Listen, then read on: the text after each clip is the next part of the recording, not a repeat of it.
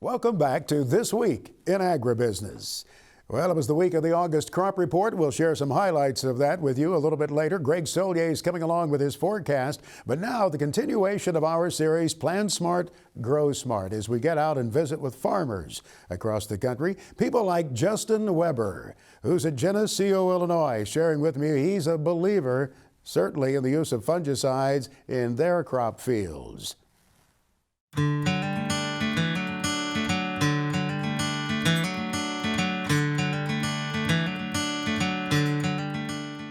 So there are definitely disease pressures that come into this area.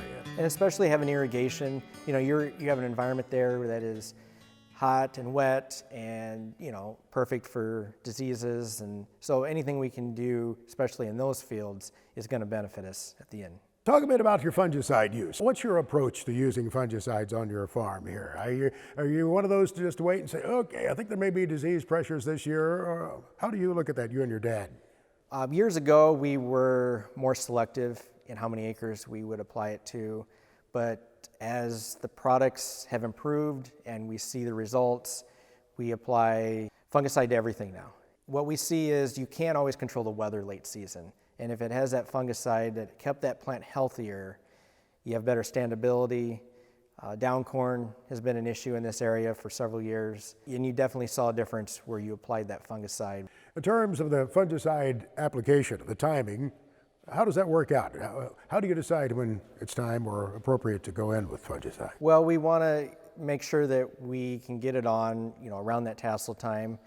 If we walk a field and we see there's early disease pressure, we will, do it earlier than that. But we certainly don't want to wait too long, because once you see a field infected and having issues, then it's too late. We'll be using Valtima this year.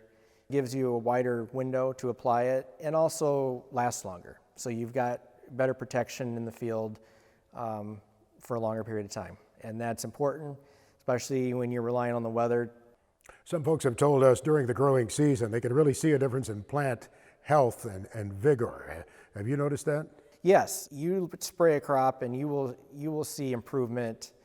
You'll see good color. There's just so many things that you can visually see that tells us that it's helping. The other aspect of it is the yield.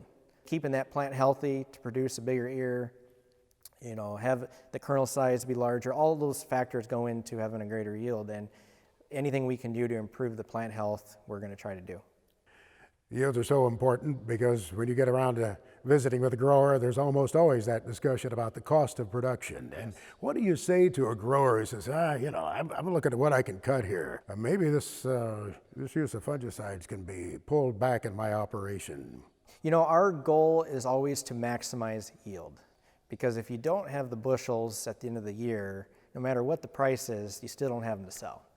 So that's why everything we do, all of it is a factor in trying to plant the best product, use the best product to maximize that yield. And we don't want to cut corners, because ultimately that's just going to reduce your yield.